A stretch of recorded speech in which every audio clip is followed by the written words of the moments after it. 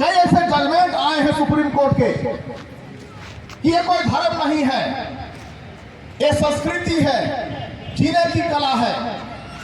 चलो अगर धर्म मान लेते हैं कि वो धर्म है, तो धर्म आया कहां से? भारत में वो धर्म आया कहां से?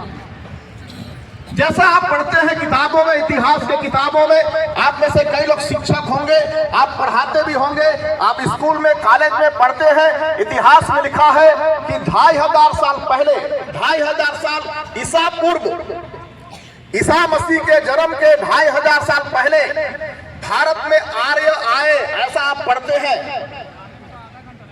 उसके बाद आप पढ़ते हैं भारत में मुगल आए, आप पढ़ते हैं भारत में अंग्रेज आए, अंग्रेज आए, अंग्रेज चले गए, आर्य आए, गए या नहीं गए? आने का इतिहास में आने का लिखा है, पर जाने का नहीं लिखा है। तो आखिर में आज ये आर्य हैं कौन? भारत में एक आर्य समाज का गठन हुआ था, जिसको दयानंद सरस्वती ने गठन किया था। उनका मूल नाम है, सही नाम है मूल शंकर तिवारी, जिन्होंने आर्य समाज का गठन किया। साफ तौर से जाहिर है कि आज का जो ब्राह्मण जाति है भारत में, वही मूलतः आर्य है। ये आर्य यूरेशिया से भारत में आए और वे भारत के मूल निवासियों को गुलाम बनाए और धर्म के आधार पर जातियां बनाई और जाति के आधार पर उनको टॉर्चर किया गया। और इसी अन्याय और अत्याचार की वजह से जब अन्य समानता के धर्म भारत में आने लगे, तब लोगों ने उस समानता के धर्म को अपनाया। आज संविधान के रहते हुए अगर आपके साथ धर्म के नाम पर अत्याचार होता है, जबकि संविधान के आर्टिकल 25 में अबाध रूप से धर्म को मानने, आचरण करने और यहां तक कि उस धर्म के मूल्यों का प्रचार प्रसार करने का भी अधिकार भारत के संविधान ने दिया है, तो आखिर ये कौन लोग हैं जो आपको धर्म मानने से रोकते हैं? आखिर ये कौन लोग हैं जो संविधान को नहीं मानते? आखिर ये कौन लोग हैं जो धर्म को मानने पर मारते पीटते हैं? आखिर कौन लोग हैं जो धर्म को मानने पर धर्मांतरण जैसे झूठी आरोप लगा करके उन पर FIR दर्ज करते हैं? और आज तक सिद्ध नहीं हो पाया कि किसी ने किसी का धर्म प्रलोभन के द्वारा या दबाव के द्वारा किसी का धर्म परिवर्तन किया। मैं ये कह सकता हूं कि आज अगर कहा जाए तो लाठी डंडे मार करके लोगों को धर्म में, अर्थात हिंदू धर्म में लाने का काम किया जा रहा है। जबरदस्ती घर वापसी करके उनको हिंदू धर्म में लाया जा रहा है। इसका विरोध कौन करेगा? आज हम भारत मुक्ति मोर्चा के लोगों को, जो भारत के SC ST OBC माइनॉरिटी को संगठित कर रहा है, अगर आप संगठित हो जाएंगे, निश्चय हम इसका भी विरोध करेंगे और तरीके से करेंगे, क्योंकि जब हम विरोध करेंगे उसका जवाब इनके पास नहीं होगा। ये शासन सत्ता में बैठकर शासन सत्ता के शक्ति का दुरुपयोग करते हैं और हमारे ऊपर अत्याचार करते हैं। कभी भी कहीं भी साबित नहीं हुआ कि किसी ने दबाव देकर, प्रलोभन देकर, पैसा देकर किसी का धर्मांतरण किया। अगर किया है तो मैं सबूत मांग सकता हूं, सबूत दे, सबूत दिया जाए। अगर सबूत नहीं है तुम्हारे पास तो फिर ये सब नौटंकी बंद करो और सबको आजादी के साथ संविधान के अनुसार धर्म मानने और जीने के लिए आप काम करो, अन्यथा हम तुम्हारा विरोध ऐसा करेंगे 85% इकट्ठे होकर तुमको वही रास्ता दिखाएंगे जहां से 85।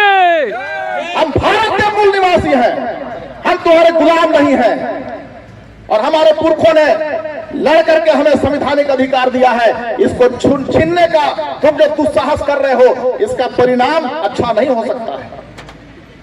आज भारत का मूल निवासी सहनशील है, आज भारत का मूल निवासी संविधान को मानने वाला है। भारत का मूल निवासी अपने नियम को, कायदे को, और वो अहिंसक होने की वजह से, हिंसक नहीं है इसलिए, अगर हिंसक हो जाए भारत का मूल निवासी तब क्या होगा। मैं आगे एक विषय पर कहना चाहूंगा। जैसा कि धीरेन्द्र शास्त्री जो के लिए खुलेआम मंच पर बोल रहा है, क्या किसी के चर्च को तोड़ना संविधान के दायरे में है? नहीं। क्या वो धीरेन्द्र शास्त्री नामक बाबा, अब कहां का बाबा है, क्या वो कुंकुरी के चर्च को आके तोड़ सकता है? उसमें इतना दम है? लेकिन वो बोल रहा है खुलेआम। उसको रात रात तक बोलने के लिए शासन प्रशासन उसको समय दिया हुआ है, बंद नहीं करवा रहा है, मनमाना बोल रहा है, उस पर कोई नियम नहीं है। लेकिन हम मूल निवासियों को दबाया जाता है, हमेशा हम मूल निवासियों को कमजोर किया जाता है। अब भारत मुक्ति मोर्चा जैसे संगठन सामने खड़ा हो रहा है, चिंता करने की जरूरत नहीं है साथियों।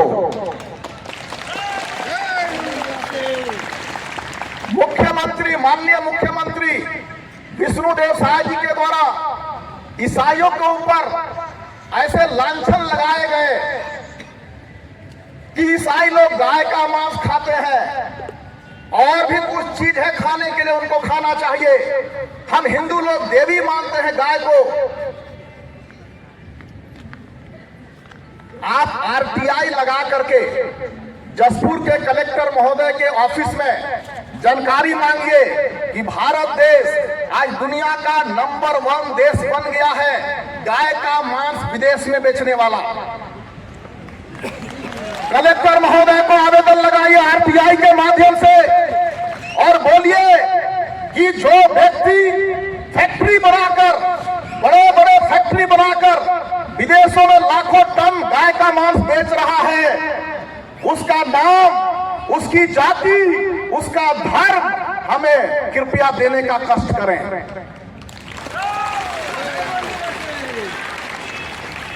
मैं कहना चाहता हूं, जो सवर्ण हिंदू हैं, जो हिंदू धर्म को चला रहे हैं, जो हिंदू धर्म में पूजा पाठ करते हैं, सारे धार्मिक कार्यक्रम करते हैं, सारे धार्मिक अनुष्ठान करते हैं, उन्हीं के बुच्चड़ खाने हैं और वही गाय को काट कर विदेशों में बेच रहे हैं और करोड़ों अरबों रुपए कमा रहे हैं।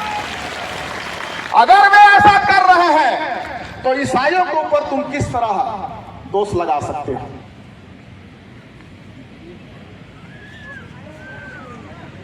ये अन्याय है या नहीं है? ये कमजोर लोगों के ऊपर अन्याय करने का, खून खराबा करने का साजिश भी है। हम ईसाई लोगों को, हम मूल निवासी लोगों को और हम भारत मुक्ति मोर्चा के लोगों को, भारत मुक्ति मोर्चा न सिर्फ SC ST OBC परंतु माइनॉरिटी का भी संगठन है। जो आप ईसाई बन चुके हैं, जो आप मुस्लिम बन चुके हैं, जो आप बुद्धिस्ट बन चुके हैं, जो आप लिंगायत बन चुके हैं, आप सिख बन चुके हैं, अगर आप SC ST OBC से DNA के आधार पर आप मूल निवासी हैं तो भारत मुक्ति मोर्चा के लोग आपको अपने खून के भाई के नाते गले लगाने को तैयार हैं, धर्म के नाते नहीं। और जो धर्म की राजनीति कर रहे हैं उनके विरोध में हम संवैधानिक तरीके से उनका सामना करने के लिए भी तैयार हैं। और भारत मुक्ति मोर्चा के जांबाज साथियों ने केस दायर करने के लिए कुंकुरी थाने में आवेदन लगाया है। अभी तक कोई जानकारी नहीं है कि FIR हुआ या नहीं हुआ। अगर नहीं हुआ तो आने वाले समय में भारत मुक्ति मोर्चा, SC के लोग, ST के लोग, OBC के लोग, हम लोग कुंकुरी थाना का घेराव भी करेंगे। बच्चा से और जब बीफ एक्सपोर्ट करने वाले, गाय का मटन विदेश में बेचने वालों को लिस्ट आएगा, तब हम लोग मुख्यमंत्री का कार्यालय जो विधानसभा होता है उसका भी छत्तीसगढ़ में घेराव करेंगे कि आपने जो ईसाइयों को गाय खाने की लांछन जो लगाया है, हमने लिस्ट निकलवाया है, भारत सरकार का लिस्ट है, ये लोग गाय का मांस काट करके विदेशों में बेच रहे हैं, तुम सार्वजनिक रूप से माफी मांगो। भारत मुक्ति मोर्चा पूरे भारत में हम मूल निवासियों के आजादी के लिए काम कर रहा है साथियों। हमें डरने की जरूरत नहीं है, हमें सामने आने की जरूरत है। और धर्म के नाम पर, जाति के नाम पर जितना संगठन बनाए हैं, मैं आह्वान करता हूं, आप भारत मुक्ति मोर्चा में आकर के विलीन हो जाइए, एक मंच पर आइए, फिर हम दुश्मनों का सामना ऐसा करेंगे कि हम हमेशा के लिए आजाद हो जाएंगे। भारत में हम हमेशा के लिए आजाद हो जाएंगे। कोई आपको धर्म के नाम पर, कोई आपको जाति के नाम पर, कोई आपको गाय के नाम पर और न ही किसी अन्य नाम पर आपको प्रताड़ित करने का हिम्मत नहीं दिखा पाएगा। मैं वादे के साथ कहता हूं, सारे एसटी, एससी, ओबीसी के लोग और धर्म परिवर्तित मूल निवासी लोग एक मंच पर भारत मुक्ति मोर्चा के बैनर तले आ जाइए। हम तत्काल आजादी पालेंगे और ऐसी आजादी पालेंगे कि कोई हमारे ऊपर उंगली नहीं उठा पाएगा। 29 तारीख को पहुंचेंगे, मैं भी आ रहा हूं, आपको भी आना है, जल्दी जल्दी आइए, समापन करना है। तो साथी लोग आते आते अनाउंसमेंट को बढ़िया से सुन लीजिए। तारीख है 29 फरवरी, परसों, और तमाम साथियों से अपील करूंगा, गुजारिश करूंगा, बड़ी संख्या में वहां आकर इस हस्तियों बचाओ आंदोलन को समर्थन करना है। और हम लोग मिलेंगे वहां पे आंदोलन के मैदान में।